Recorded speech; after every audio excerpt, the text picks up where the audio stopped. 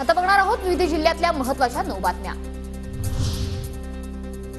बुलढाण्यातील जिल्हाधिकारी कार्यालय परिसरात केंद्रीय मंत्री प्रतापराव जाधवांना जनता दरबार भरवला। खासदार कार्यालयातून तक्रारींचा ऑन द स्पॉट निपटारा। आठवड्यावर येऊन ठेपलेल्या रक्षाबंधनानिमित्त मालेगावात बाजारपेठ सजली। आकर्षक राख्यांची महिलांना भुरळ। 11,000 मातीच्या शिवपिंडींचे अभिषेक। गोंदिया शहरातल्या सुप्रसिद्ध हनुमान मंदिरात संपन्न झाला अभिषेक सोहळा।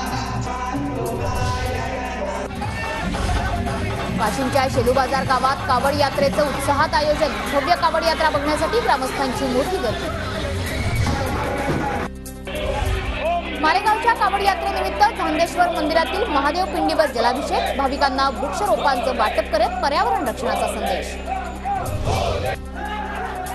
वाशिममध्ये पुन्हा दिगंबर आणि श्वेतांबर पंथीयांमध्ये वाद। भगवान पार्श्वनाथाच्या मूर्तीजवळ ओटा बांधण्याचं काम सुरू असताना काम करणारे कारागीर हे दारू प्यालेले असल्याचा आरोप। देहूमध्ये काढण्यात आली भव्य तिरंगा सायकल रॅली। देहू नगरपंचायतीच्या वतीनं रॅलीतून देण्यात आला स्वच्छतेचा संदेश। जळगावच्या जामनेरमध्ये रेशन दुकानदारावर कारवाईच्या मागणीसाठी राष्ट्रवादी युवक काँग्रेसचा मोर्चा। दुकानदारावर धान्याचा अपहार करत असल्याचा आरोप।